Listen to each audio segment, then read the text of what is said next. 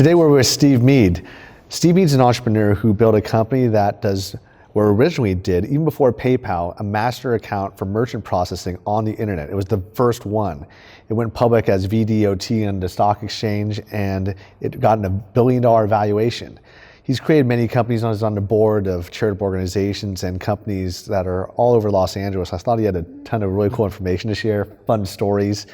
And I think he has doing amazing things on social media. So I'm a huge proponent on my channel on social media and how I believe that it will do a lot more for businesses and for the community at large, even in this day and age. And I believe that your technology is kind of that technology that my business or pretty much any business can really utilize. And I'd love for you to talk about that business, what you're working on with it, where it's going, and also your story, your entrepreneurial hero's journey. I do a lot of public speaking, and I'm fortunate, but I joke that I am unhirable. So I technically have never had a job, and I didn't understand why. Going through college, I was doing a lot of interviews in psychology and personality profile tests, and I wasn't getting hired. And then years later, when I did a lot of sales training in psychology, I don't fit in the box of an employee. But I learned that early on. So I started retail stores in college, wrote 3 books when I was 20, and raised $165,000 and created, as best as we can tell, probably the 4th or 5th ever infomercial on television, all the way back with a guy named Kevin Harrington, who a lot of people know from HSN and Shark Tank. And so I've just kind of started companies along the way. The one you're talking about was more so filling a need. I tend to start companies around ideas, and that one came to me very easily.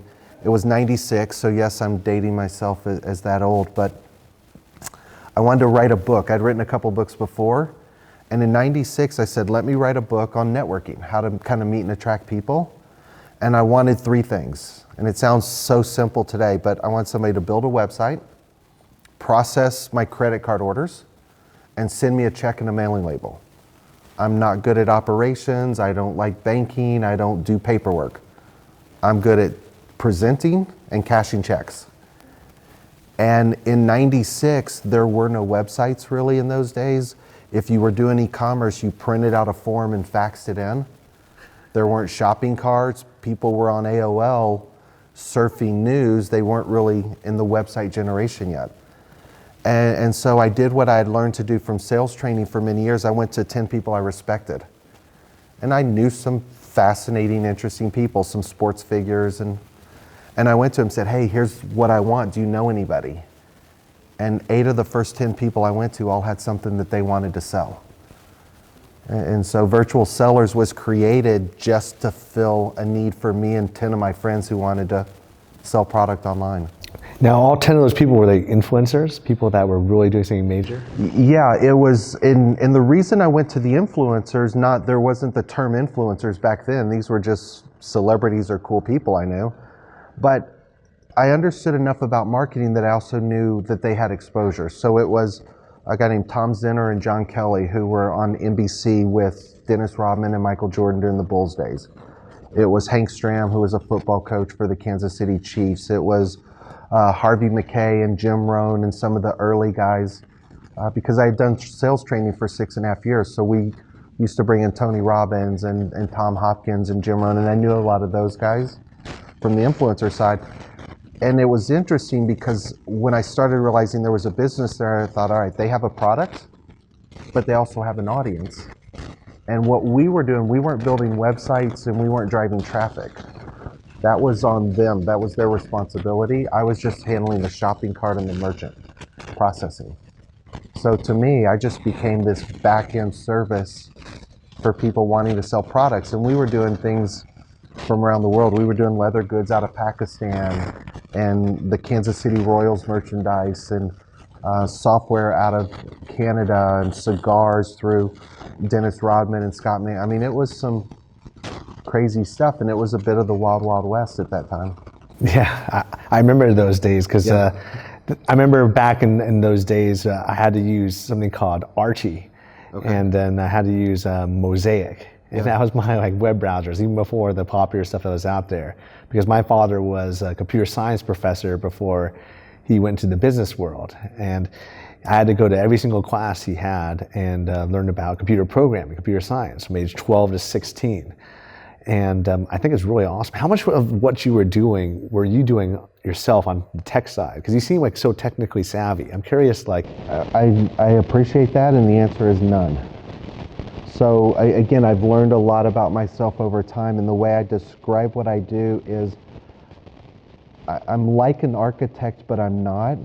So we're in a beautiful home here. If I was going to build this house, I kind of probably know how to paint the walls, but that's about it. But I know what I want my house to look like. So when I create the company, I've learned to bring in graphics designers who design what's in my head. So a graphics person will get it out into what's now PowerPoint. At that time, it was different tools. And once I've built this sort of roadmap, it's like building a house. Once I have pictures and drawings, I can show it to you and my friends and get feedback and change the arches. Once I know what I want it to look like, then I go to the architecture side of the plan. And once I have the plans, then I can interview the best people in the world to build it. So I don't know how to code the technology. I know what I want it to look like when it's done. That's amazing. I think it's amazing because your skill set in design is very high. So I was looking at what is kind of like your combination of, I mean, you could describe it better. I don't know if you want me to describe it, but it's, well, how I would describe it if I was just hanging out with a friend is it's a combination between Instagram and Snapchat, but as a way that businesses could utilize that tool to sell and actually increase engagement through clickable links and resources. I think it's pretty awesome. But I mean, I was looking at the design of what you created and it was just so beautiful. So it just seemed like you just potentially even just designed it yourself, like Zuckerberg or something. So I appreciate that and thank you. And the reality is what you're talking about, our current tool is called Magma, so it stands for a magic moment. And the design of it was interesting because some of it is psychology of NLP, like where the button should go. Part of it was just the process of learning how people take and share photos, right? Because it's a tool to let you create a 4-page storyboard. It's a magic moment. It's a little flippable. It's like a flipboard or a flip chart. It does a bunch of things. To your point, it does about 13 things all in one. So I like the interface. I like the simplicity. I appreciate it.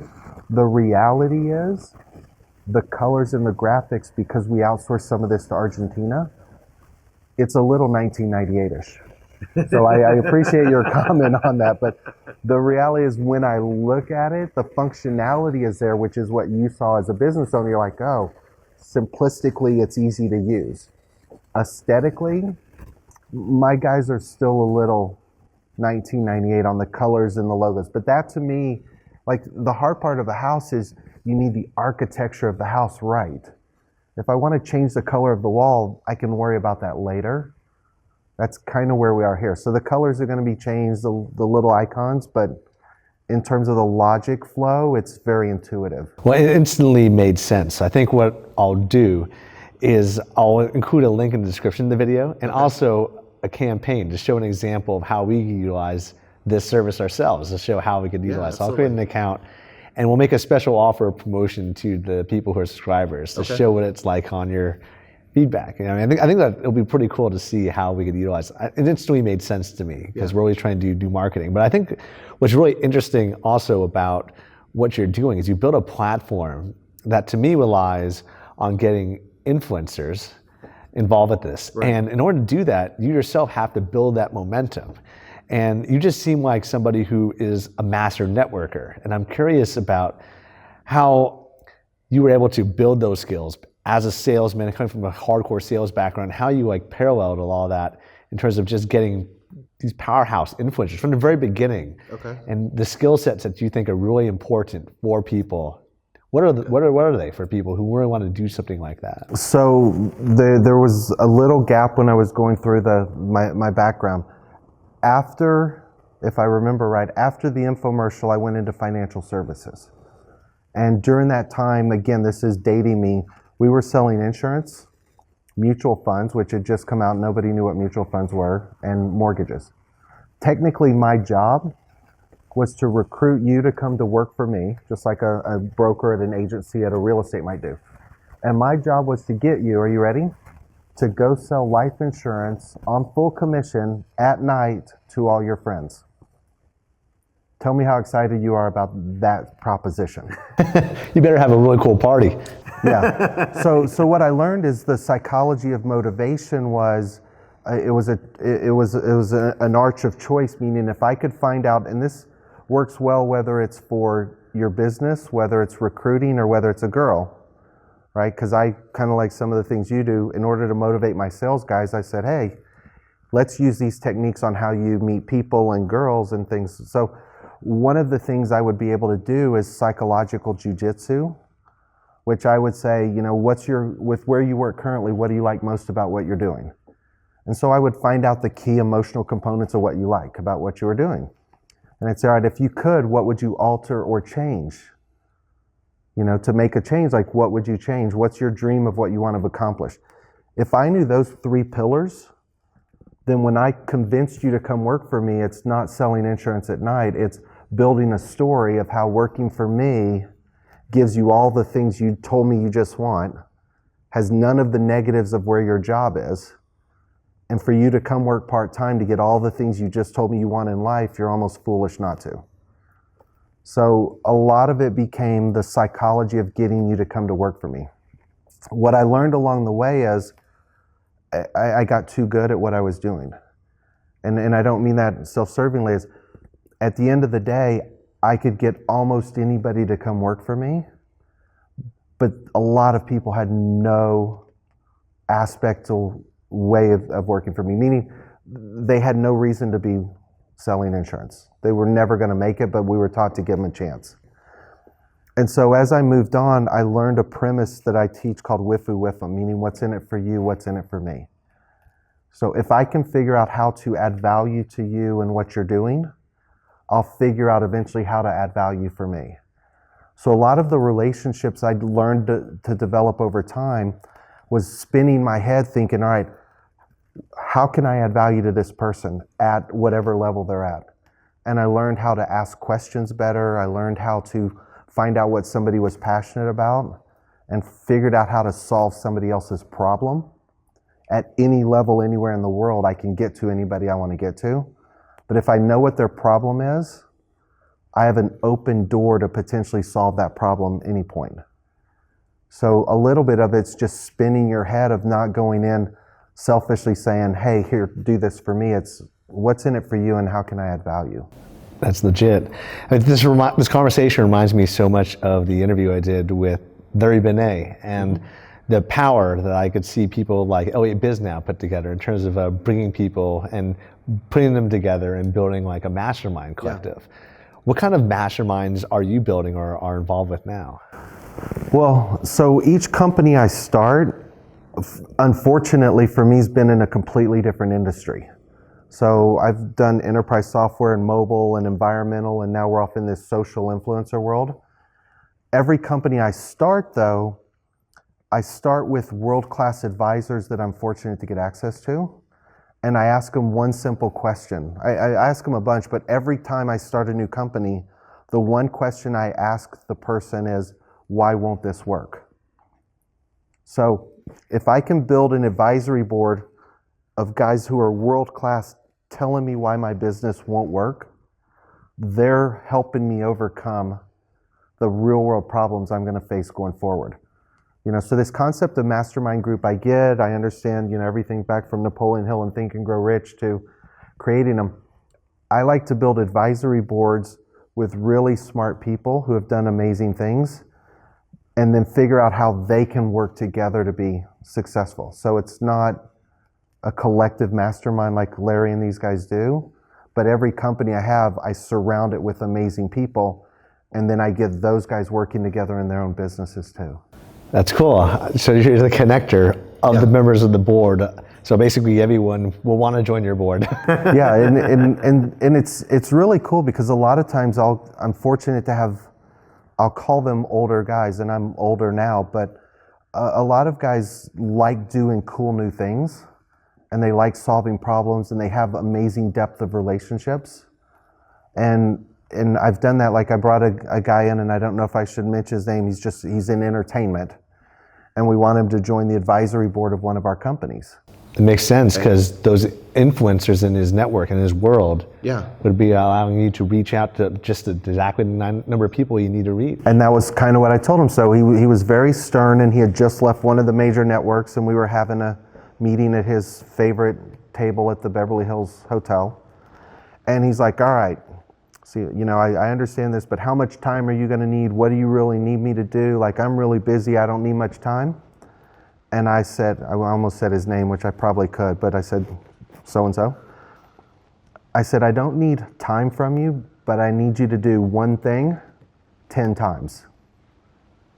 And he looked at me, he goes, what's that? I said, I have a list of 10 people in Hollywood that I can't get to and you can. I said, it's taken you 30 years to be able to make a phone call. So this isn't how much time I need from you. I appreciate that you've got a 30-year relationship with some of these guys on the list. All I need is you to make a phone call and get me a meeting with them. That's it. And so it was an interesting perspective because I appreciated the relationship capital he had, but I came in with a very specific list. I'm like, here are the 10 guys I want, and I know you can get them to me, but if you want to be involved, this is all I need you to do. You know, so some of that is just understanding. And his value from being involved is he gets to hang out with all these people that are kind of following his passions, getting interested in what he's doing, and you kind of help push them to help him out. Well, that particular gentleman we knew wanted to move into new technology because leaving the head of a network, he needed to find a couple things that made him cool and relevant. And so we played into his ego to be cool and relevant. That's cool. I like this. I'm always interested in this topic of how to get people into boards because that's a topic that people ask me a lot. I'm meeting tomorrow for lunch with Torn Pavia, and one of the things he did for his board members is he built kind of a mastermind networking group of guys who would go and they would hang out with him, and he didn't give them a percentage of their company or anything. A lot of people think they have to do that. But what he did is he just became really good friends with these people, and they just enjoyed hanging out with him because he's such a good, charming guy. But what he also did is that every single person on their board, most of them were humble. They made tons of money, including like the people who are like the CEO of McDonald's or the CEO of Quicksilver or the CEO of all these epic companies. Yeah. And so what did these guys want? Well, we noticed one common thing about people who are really successful. I mean, there's people that kind of flaunt their wealth, but they're really doing it because they're in the business of presenting that wealth to other people. They're trying to present themselves. What he noticed, a lot of these people were just like normal people that, they might fly private, but they weren't like doing anything too extreme or too lavish. So he got each of them, he found out what each of them wanted as like a favorite car, whether it was like a Bentley or a Lambo or what have you. And you could lease one of these cars or just put them out there on a 2-year lease, 3-year lease for just $2,000 a month each. Yeah. So now you have these CEOs of all these powerful companies on his board advising him, and the strategies that they gave him are what allowed him to make $2 billion. Yeah. And I love the networking ideas of what other people have done. I mean, for me, I think a lot of my guys are, I mean, I've told you some of the people who are on our advisory board and they're really successful. They're in it because of girls. One of the things that I'll see is I'll look at them and nothing will make them smile more than just interacting with hot girls. So we'll help them meet hot girls, we'll be their wingman, and we'll go invite them to events and hang out with them. And I think that's one of the unique things that we're very fortunate because I think almost all guys want hot girls. It's I'll give you one tip, like one of my secret tips for your audience here, and then I'll give you one quick example. If I'm going to meet somebody, and you can pick any name. I mean, we do Tony Hsieh, Ryan Kavanaugh, Oprah. I'll Google them, and a lot of people Google. I will Google the person under the following premise. What's important to? What's important to XYZ? What's important? And it's fascinating. What comes up are charities they're involved in, business initiatives, missions. If I'm going in to meet the CEO of a company, I'm trying to find out what's important to him before I go in and meet with him. And so I won't just Google his name and LinkedIn, all this stuff. I'm like, what's important to find out what's important to him. But I'll tell you like one quick story. And again, it's one of my 10 techniques on Wifu Wifum is I like starting almost all my emails with you.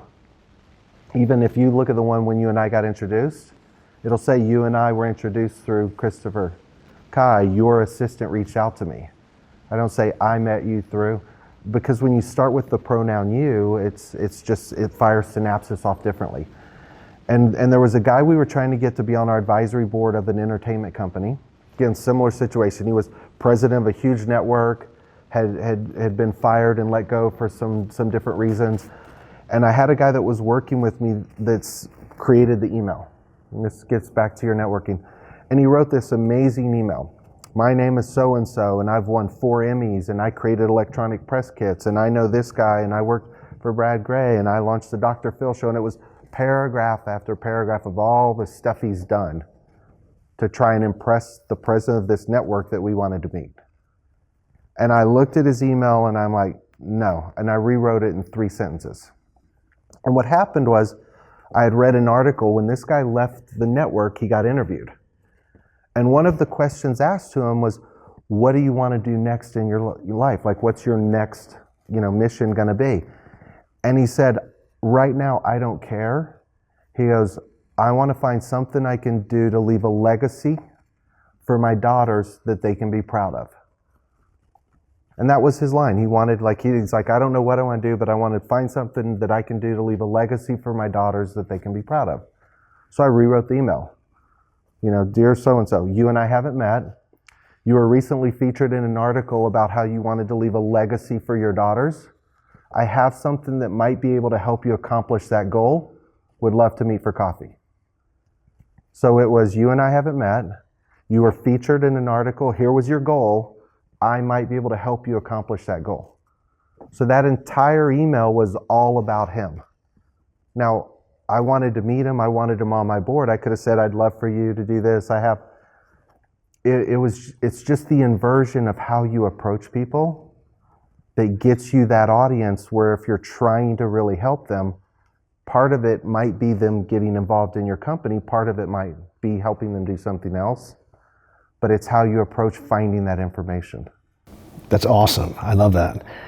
And I can totally see how that works, not just in terms of business, but in dating, because that's why so many people are involved with text messaging as opposed to email. I mean, I honestly don't even check my email unless it's super last minute. My assistant, Lisa, she basically contacts me and says, hey, this is important. You should check this out right away. And then I'll have her read me the email over the phone while I'm driving somewhere, But just keeping it short, concise, and super important. That is an epic advice. Concise, important, and about the other person. Yeah, that's awesome. I know Larry also says a lot of the same things. I think both you and him are surprisingly powerful in your networking. I just think that you monetize it. Larry and I have known each other for years and talked about some of these things. So there's things that I probably do that Larry does, and some of the things he does that came from me. Yeah, a lot of what you do, you've done it very differently because Larry has a lot of friends that just help him. But what you've done is you've actually leveraged it into these massive enterprises, and then done it with influencers. I always think it's really interesting how people are networking with influencers, because that's like my biggest hobby. I think my biggest pastime is just building what my business partner calls my skill set in developing sticky relationships instantaneously. Because I just do that. And I think that you have that skill set. Just from meeting you from the very beginning, I knew that you were legit just because of all the mutual friends that we had in common. Through your membership and participation in the Summit Series, through knowing Larry and through all these other people, I was like, yeah, this guy's totally legit. And all kinds of stuff. And I think that's really cool because these are organizations and networking that are very rare. It's not like everyone is part of all these organizations or know all these people. And I think that's so amazing because it's almost instantaneously that you're able to say, oh yeah, I know all your friends. I'm like, wow, how do we not meet? my joke sometimes is that you and I are flying in planes at the same altitude. We're just on different planes. So we've been flying at that same level, and I've got my guys over here and your guys over there, and we can wave at each other. We just haven't crossed paths. I also think it's interesting when I have a lot of friends who will build relationships with all the people that are close to me within my internal organization. Like it's friends of, say, a hip hop artist. Like say a hip hop artist has an entourage. Well, if you're a friend with every member of your entourage, you're probably going to be friends with that hip hop artist. And I've seen that as a tactic that a lot of people that have wanted to become friends with me have used just to hang out with me. And now I can't get rid of them. I like them. So if you're watching the video, I like you. You know. But I think that's really interesting. I also think it's really interesting that a lot of people will be surprised how you could actually reach out to these powerful people and network with them, meet with them for just coffee or lunch so quickly and easily. Ever since I was a little kid, I used to reach out back in the day when Yellow Pages were popular, the people who were interesting that I wanted to meet. I didn't know what a corporate attorney was, so I called one and invited him for lunch at like the fanciest restaurant in town. Yeah. I wasn't rich as a kid or anything. I didn't have like a huge amount of money saved up, but I did an internship and I saved up like $5,000. So I was using that money to meet people, like maybe an inventor, an investment banker from Goldman Sachs who was a VP. I just would reach out to people and they would have lunch with me. I reached out to even entertainment celebrities. People who were famous singers, I would reach out to them, whether it was like Britney Spears or back in the day there was like a debutante ball like singer named Lester Landon. I wanted to network with people who had polo grounds and were hosting polo tournaments or were doing fox racing. Now, I've never had any interest in that, but I knew that the people that were doing this were people that were in a world I didn't understand. And I think a lot of people just don't understand the world of high-end business. Yeah. But you just reach out to them and you found out what's important. Now, you could do that with the power of the internet. Anyone can. Yeah. I think it's interesting that you were kind of doing this even before that happened, just through networking. I think you probably would find out what were you doing. I think that also the skills that even existed before the internet became really popular were still really valuable. I mean, you kind of did this when the internet was first started. You created the first merchant processor, though. So I imagine that you built a skill set to develop these relationships even without using the power of Google or... Well, that didn't exist. So the 6.5 years of sales training and financial services was before 96. So it was all pre-internet. Okay. And when I moved, I was in Kansas City, and we had one of the top offices in the country, and 3 of us moved to Chicago. And I moved to Chicago with 30 names. So I went to all my friends in Kansas City, hey, I'm moving to Chicago, who do you know? And I had their name and who referred me. And I got through 27 of the names and never got to the last 3. So I've never cold called, everything's referral based. And a lot of it was bloody noses and getting punched and beat up, but just refining different skills and techniques. And all warm-based, all referral marketing, and then learning simple things. Like I want to back up because, again, I do a lot of speaking at colleges, and one of the things is always, well, you know, why would I meet with so-and-so? Well, first off, if I can teach you how to get a meeting, you take meetings early and often. You take a meeting whether you're ready or not, but you go in humbly if you know you're not ready. Right? So like when we're building Magma, our current company, I'm taking meetings with the head of NASCAR, the head of the NBA, you know, Sean Combs' group I knew we weren't ready, but I'm saying, hey, here's what we're doing. What do you think? Why won't this work? But when you're in front of somebody that's very powerful and important, it could be, you know, anybody, Bill Gates, Tony Hsieh. I do this with students all the time. I say, all right, what do you think the one question that's almost never asked of somebody in a position of power?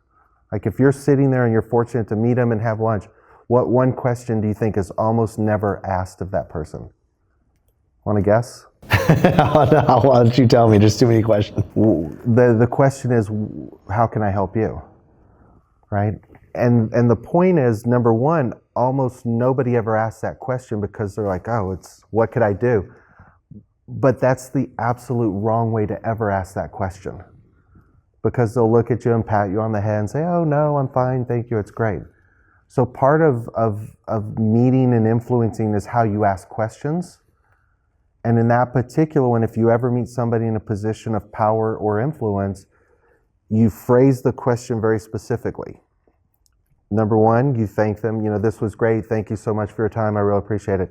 Based on what we talked about, what are the 1 or 2 things that you're most passionate about, right? Like outside of work and everything going on, what are the 1 or 2 things you're most passionate about that if I ever run across somebody, I'd love to solve that problem?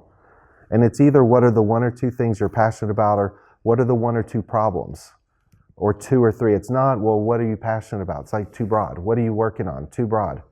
What are your problems? Too broad. You know, leaders don't think in broad generalities, they think in specifics.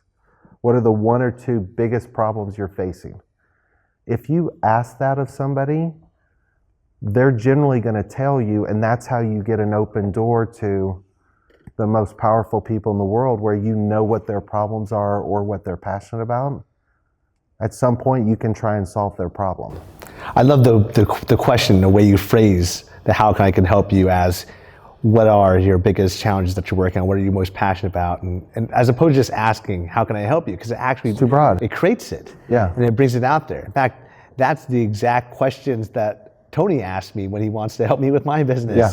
We'll be doing it over shots or whiskey or for net. Not bad. That's basically what's going on. Yeah. And it might turn funny and silly, but at the same time, like this is exactly what I want to hear, because I get very often the question, because I think it is becoming more and more popular, of, hey, I'd love to figure out how I can help you in any way. And I'm like, oh, okay. But it's like, when you find out what their passions are, what they need, you already know. Now you already know instantaneously how you could help them. Do you need to connect them with certain people? What is it that they're really interested in promoting, or what's going on in their life that you can help solve, or introduce them to connect them? And as a connector, because you're like the connector's connector, I think that's so awesome. What you just talked about there, remember I said I have 10 steps in this knowledge base I have? Step 3 is what you just sort of went through but didn't structurally know you went through it. Okay, cool. And it's a thing I have called a tornado technique, which means what you do is irrelevant to what you need. All right, so if there's a way to structure talking about what you do, and I'll walk you through that structure in a minute, and it's little 5 layers of psychological sequencing. But if I'm talking to somebody, I invert those questions. I don't have time to figure out what you do. I don't have time to try and understand your business. I don't have time for you to not know who you're trying to get to. So it's my responsibility and job to lead you through a series of questions to get to where I need you to get to. Does that kind of make sense? That definitely makes sense. I also was hanging out with Harvey McKay, and we both know him. He's like a master networker. I made a video with him as well. One of the principles I liked that he talked about was that every person knows about 200 people well that could potentially add value to their autobiography in a really cool way and describe themselves like really well. And I think each of those 200 people must therefore know 200 people. So just from very few separation degrees or degrees of separation, that's like 40,000 people. And as a result, I think another thing that a lot of people will look at, they'll look at, say, a room, a networking room, and they'll see all these people. They'll try to just talk to the people that they think are like the most valuable. And then the rest of the time they'll hang out in what I would call their social crystal, where they just are stuck together and it doesn't shatter necessarily. And if it does, then all sorts of light comes out. So basically, I think a lot of people won't realize that because of this, you'll be surprised about who you meet just from having that open mind and just trying to have that mindset for everyone. That will really lead to really powerful connections. I mean, I think that what's interesting about what's going on even tomorrow. So I'm hanging out with Roger Love tomorrow, and I found out that he was the vocal coach for Tony Robbins and Christina Aguilera because of our chef.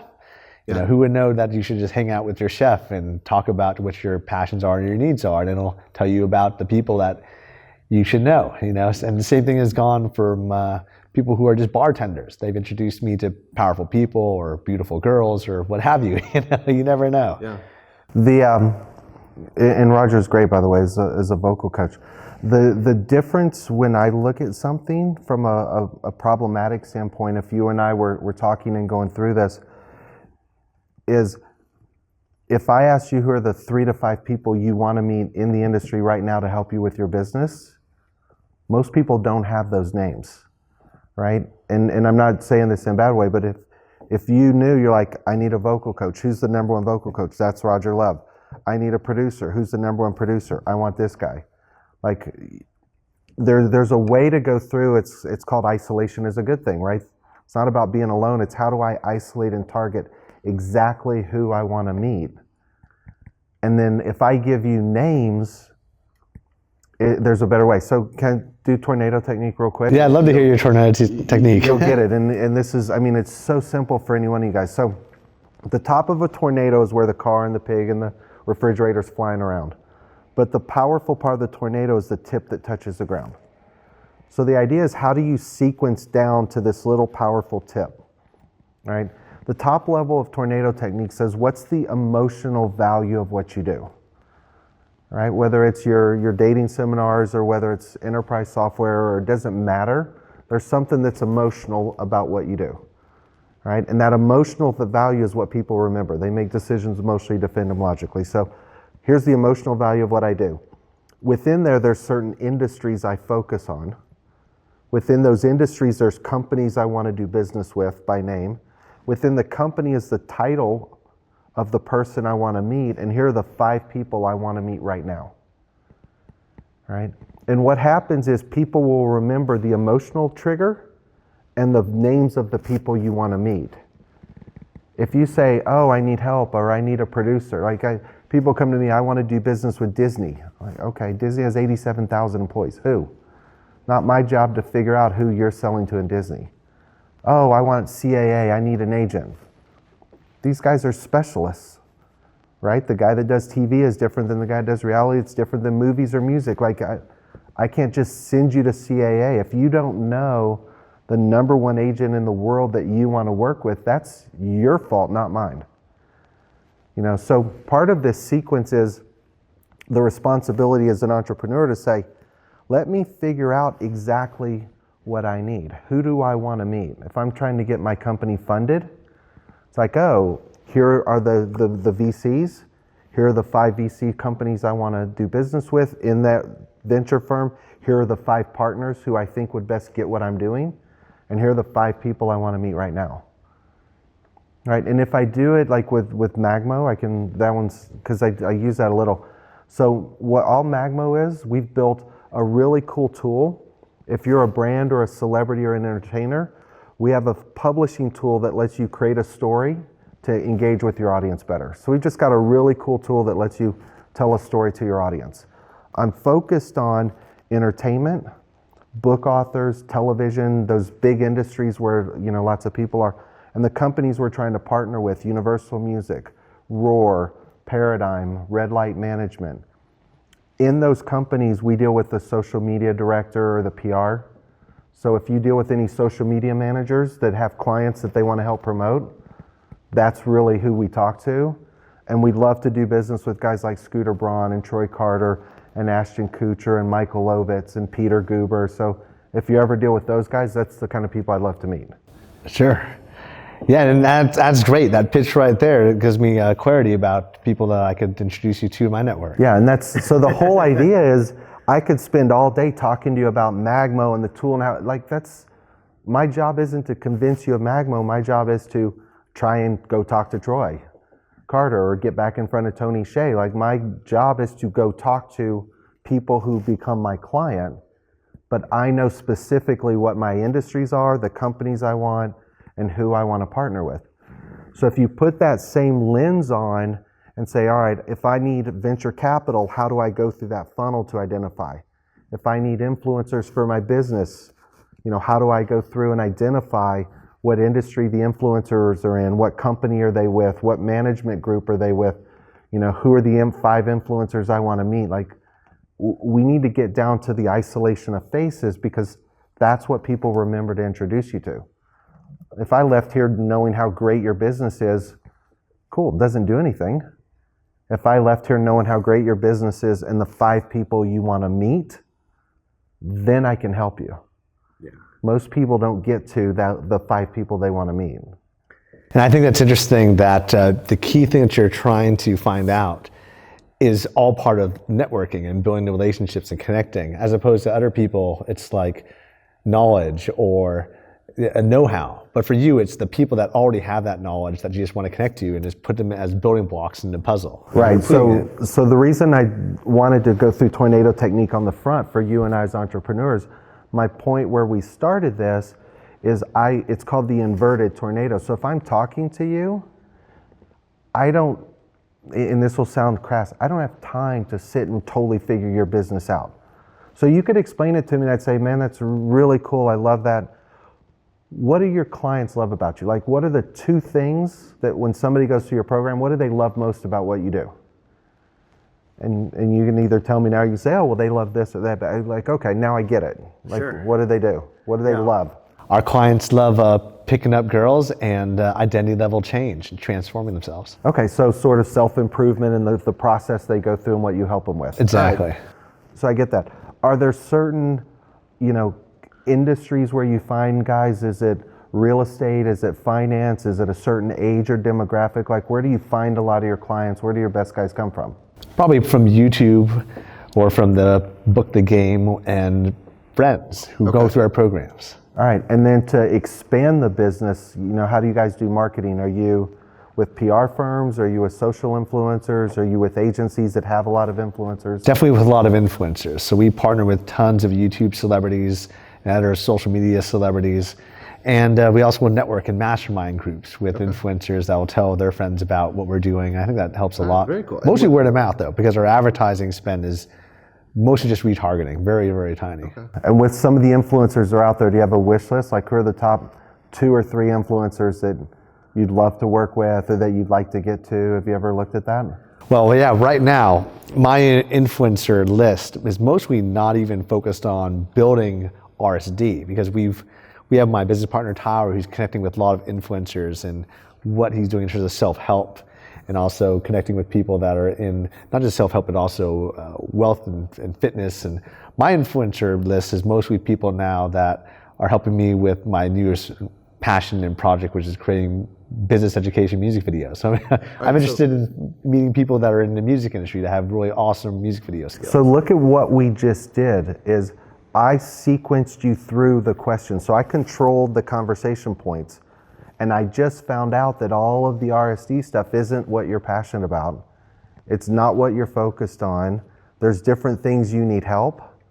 So I can elicit that. I just got that information. Now I can isolate how to help you on what you're interested in, rather than spending 20 minutes talking to you about RSD and all of that and how do you do that and what's the game. Like, that's not where your focus is. So by me asking you these questions, I just brought you to the point to where now I know this is the direction you're going. Mm-hmm. So I can control those questions, figure out who you want to meet. So you're dealing more with music. Do you need producers? Do you need influencers? Who do you want to deal with? And then, it could be my guys at Universal. It could be Kwasi Asari from Sean Combs. It could be Gabe Reed, who runs Gabe Reed. We would start isolating down, and I'd find 3 or 4 people by name that I could help you in your introduction for that side of your business. Yeah, I think that's awesome, because so many people would have just talked to me just about game and then studying that. But I mean, I really don't need to, or nor I want to meet anyone more in my industry, because we built our industry from scratch, and our influence is more focusing on growing the infotainment. And I thought music would be one way to really add value to our client base and at the same time have fun, doing something outside the box. Sure.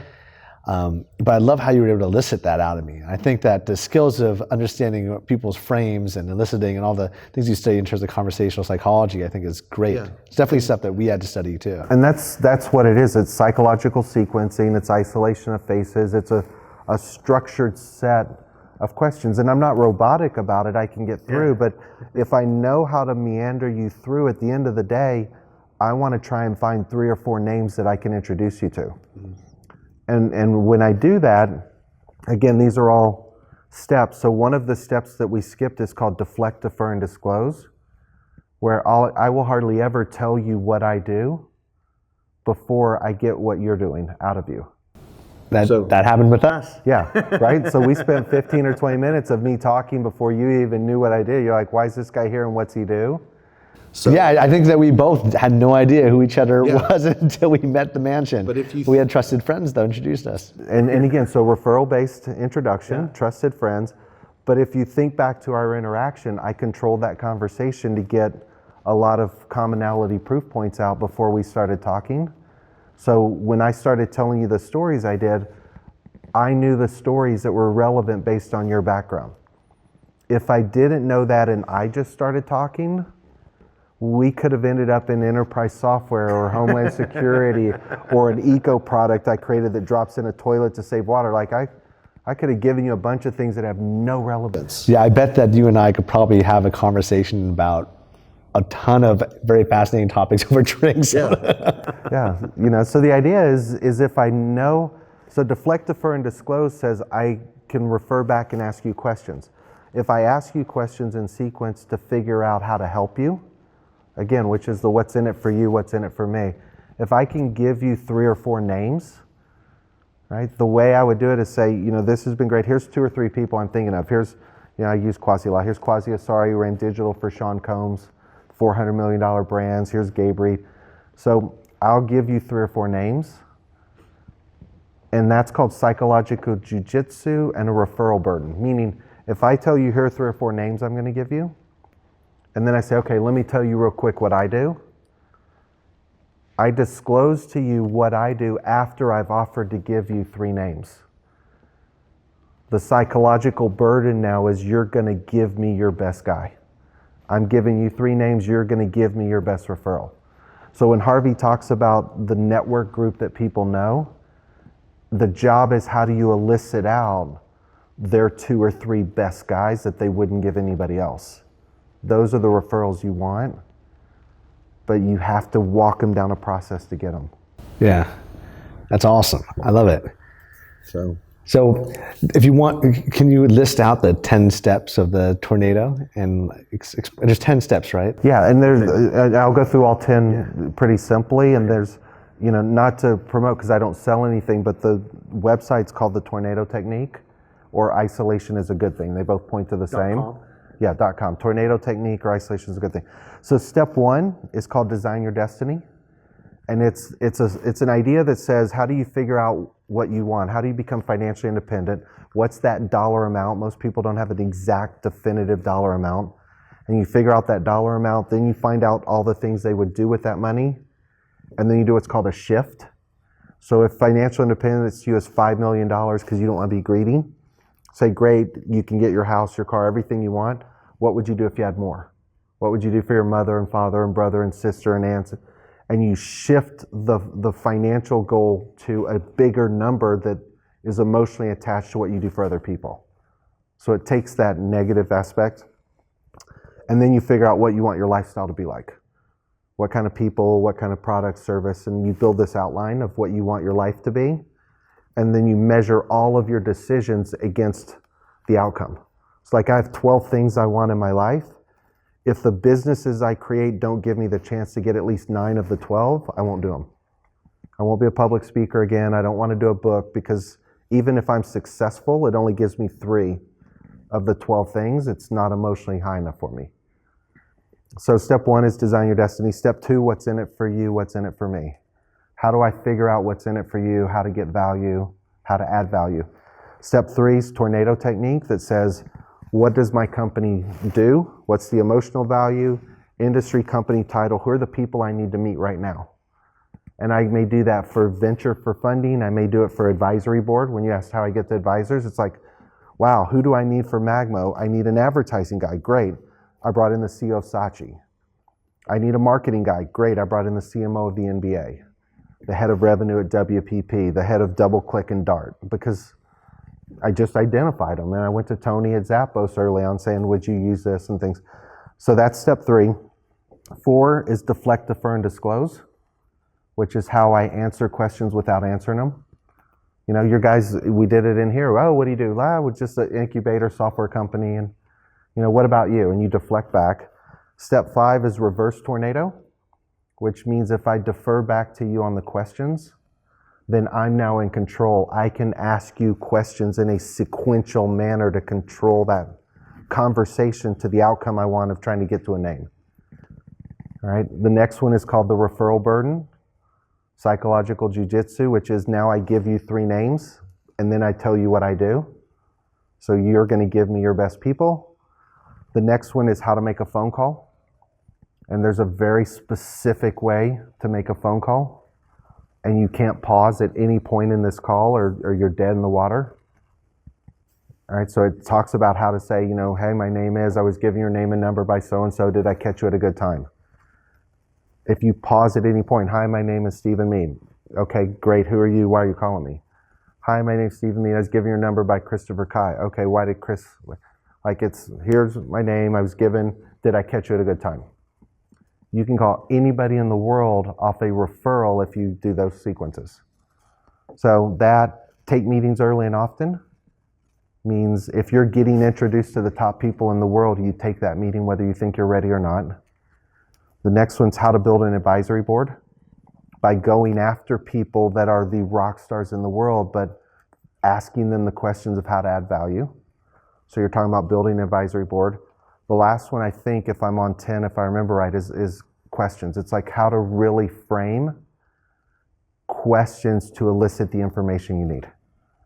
And all of the techniques kind of build on each other. It's tornado technique is isolating what I want, and deflect, defer, and disclose is getting the information out so I can add value to you, which is what's in it for you, what's in it for me. It's like they all kind of build on top, and that's, I think that's 10. If not, I might have forgot one, but those are the main ones. It seems like it was even more than 10. I love this so much because it's very rare that I meet other people. I mean, I myself have done what you've done where I've spoken at events and what have you, but I didn't have anything to sell to the groups of people because I wasn't like a business educator or a management consultant.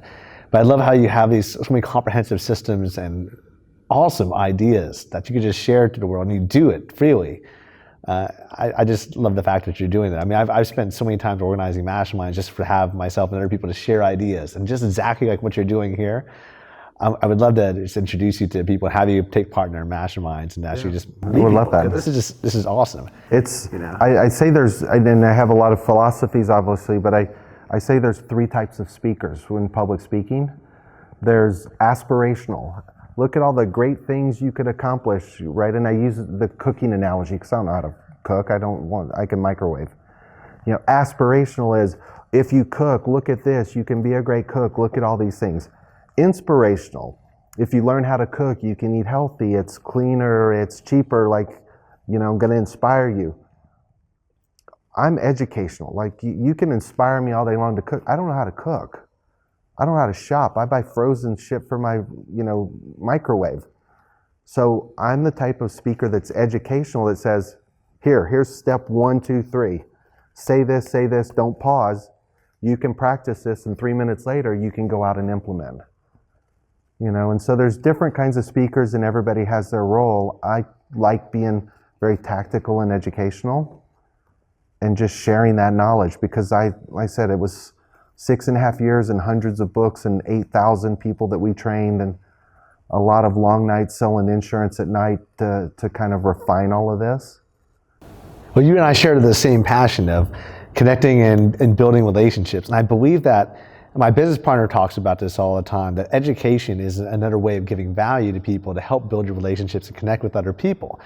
And he does it for girls, where he teaches them fun and silly things at the bar and club, but teaching on a deeper level for a business and building those relationships and connections, I think is also a huge value.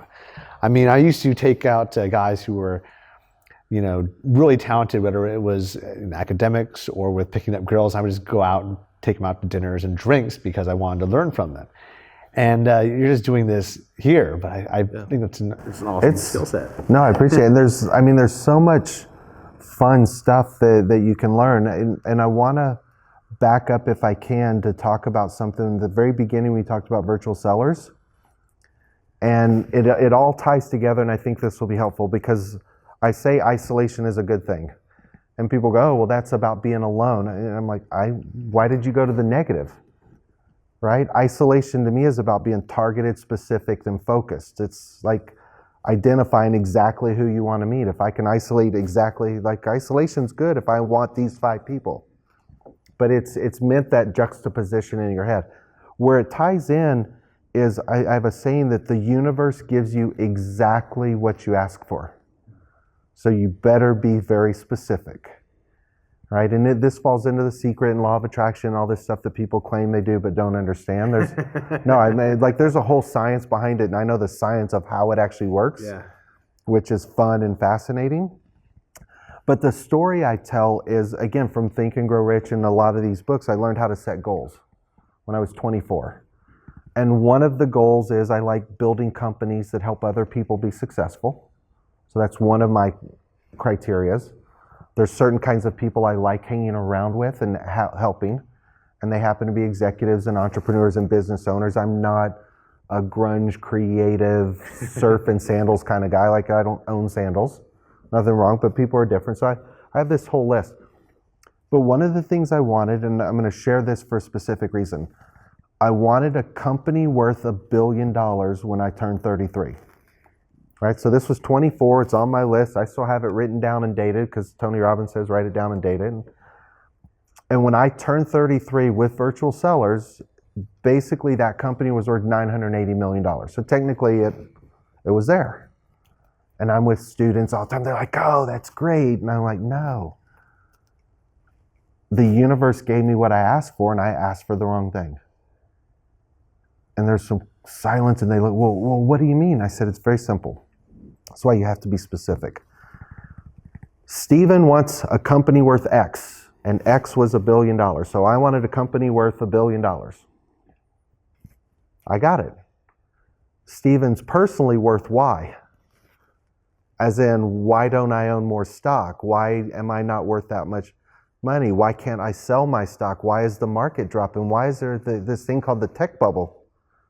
Right? So what I asked for was a company worth X that had no correlated value to what I was worth personally. So I asked for the wrong thing. So when I do that step one, I'm very specific with people saying, what is your personal net worth? Not company. Like, I had a company worth $1 billion, didn't freaking matter. Right? So there's a lot of things that you kind of learn in examples over time. And a friend of mine wanted 100 mil over and over. He's like, I want 100 mil. And his name's Mike. And I love this story. And I'm like, Mike, you're not being specific. No, I want 100 mil. I want 100 mil. He got it. When he got a new car, no, you have to listen. He got a new car and his sister knew he wanted 100 mil. If you ever see him, he drives around, his license plate says 100 mil. He got it. He got it on a license plate. He didn't say how he wanted it. He said, I want 100 mil. He has it on his license plate. Okay.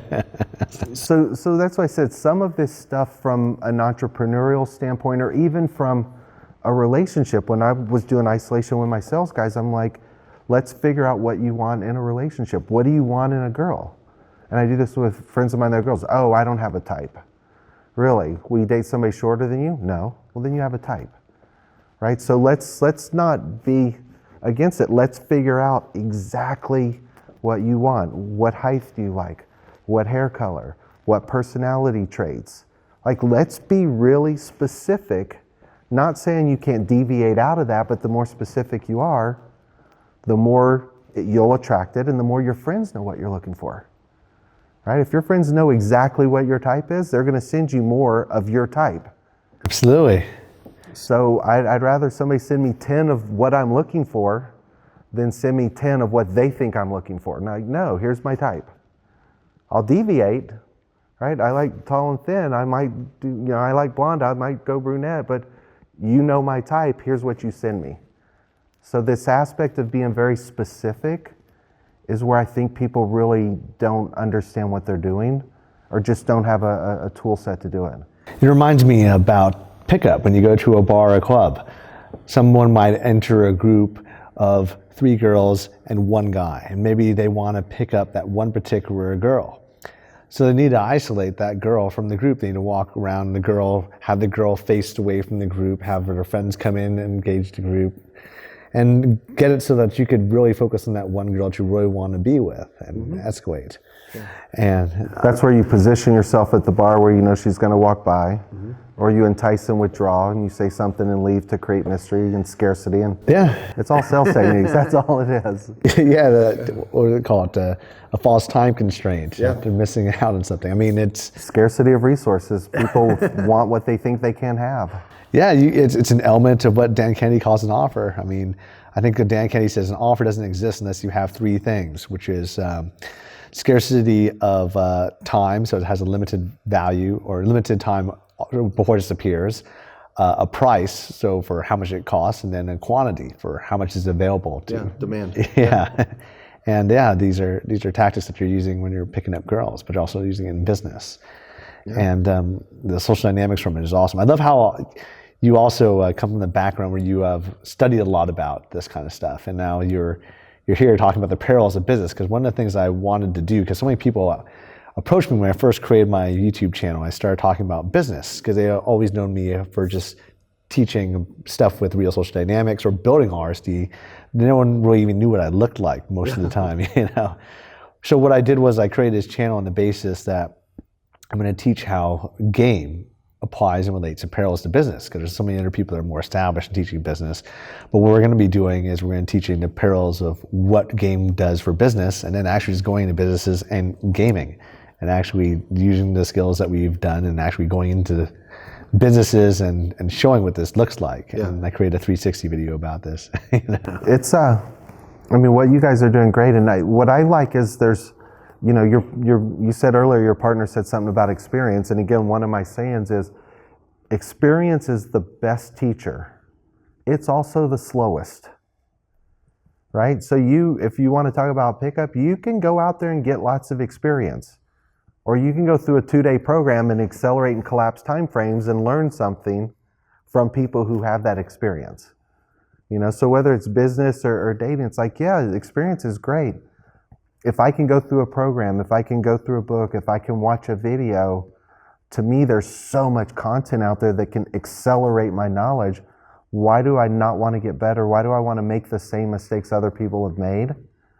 You know, and that's where I think a lot of the programs like what you guys are doing is misinterpreted, I think, at times, because that desired outcome isn't all just about picking up girls. There's self-improvement, there's psychology, there's internal confidence. There's so many skill sets that you can learn in a short period of time that you can try and learn on your own, but it's just tough to do. That's exactly why we called ourselves, the name of our company, Real Social Dynamics, as opposed to, say, dating advice company or something like that, or dating dynamics of something, you know, because our tagline for our company is dating advice, self-actualization, and identity level change, all of which have to take place at the same time in order to get success with women. It also is something that I think you need to have in order to learn a lot of the skill sets that a lot of people have in terms of business. I think a lot of people naturally will wrongly associate the barometer of success in life with the barometer of success with beautiful women. Yet at the same time, I think it's funny because a lot of it actually will parallel in networking. Yeah. I don't think they're required to be in place, but there's so much that could help you towards getting your results.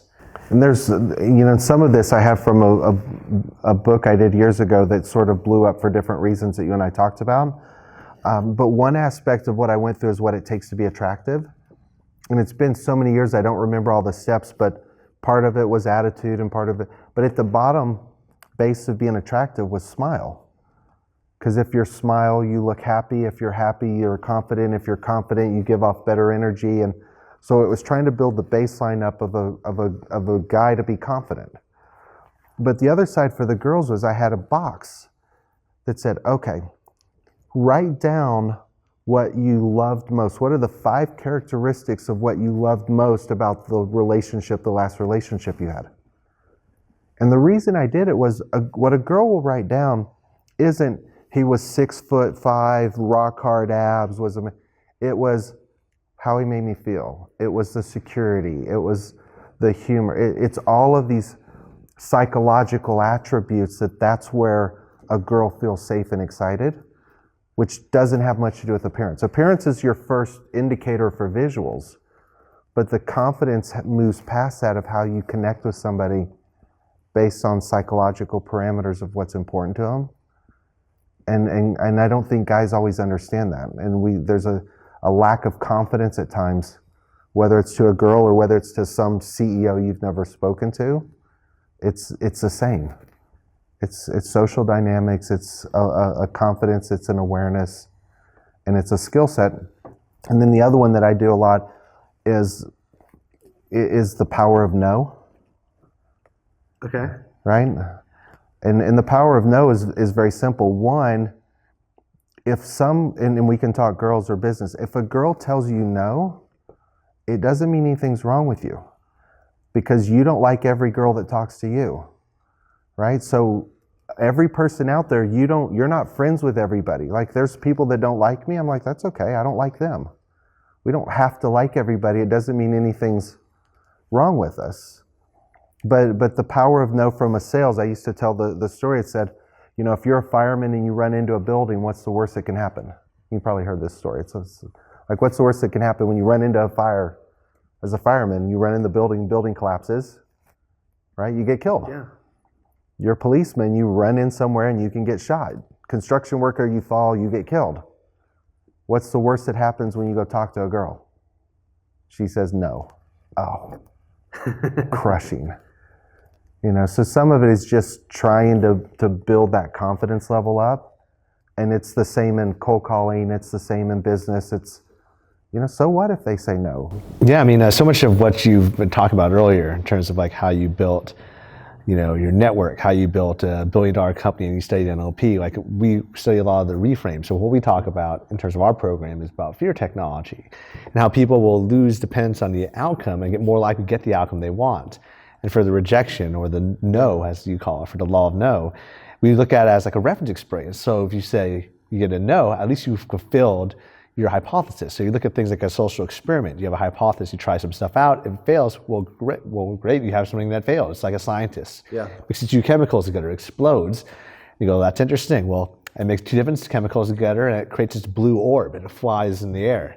Well, that's basically how we're looking at girls. And I think it also is how you have to look at business in order to get that skill set. Because a lot of what you're talking about in terms of like the tornado technique and all these things, they're awesome, and then you have to apply them, and it makes so much more sense. I bet people watch this video and they're like, okay, it makes sense.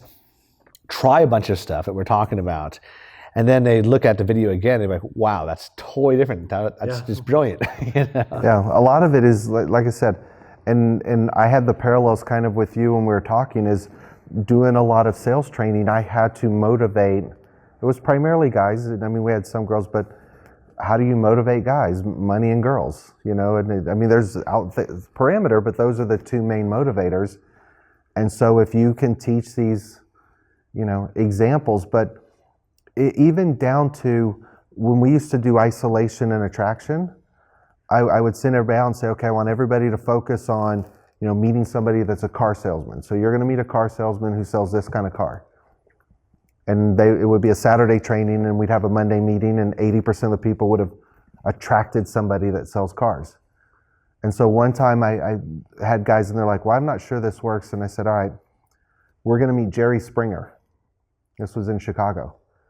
And it was a Saturday, 10 o'clock on a Monday night. We're sitting at a bar in Chicago called Jilly's. It's like 10 or 10:30, and in walks Jerry Springer. And it was the most random thing, and I called him over. I'd seen him a couple of times, but never talked to him. I said, Mr. Springer, come over.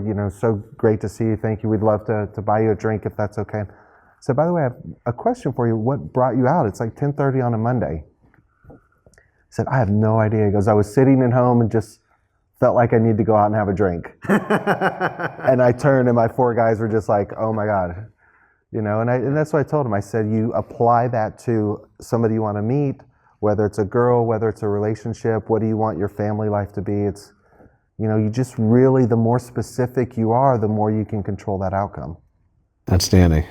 So, well, I guess I'd love to have you just leave some final notes that you were thinking of, just in case there's so many things that are on your mind you didn't cover, because there's so much we talked about here. And it's just been an epic experience. There's a million things.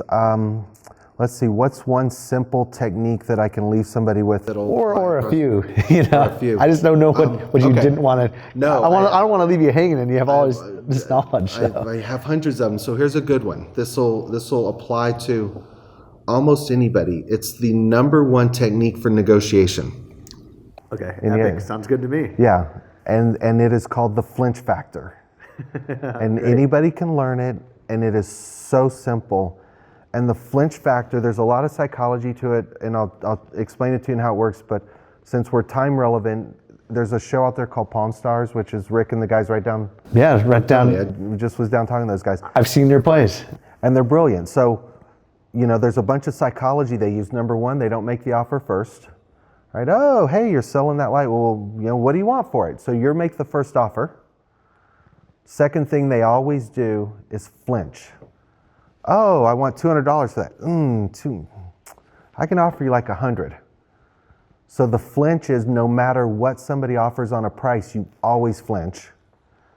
Then you offer your price, and when you offer it, you shut up. So you make an offer and you sit there and you don't say a word. So if I offer you for $100 for that light, I'm going to sit here and wait. He who speaks first loses. And the reason is the psychology of it behind is fascinating. If I was selling you a car, right, and I'm selling a car and it's worth $10,000, right? So I have it listed for $10,000, and just role play with me for a minute. And you guys will all see this pretty quickly.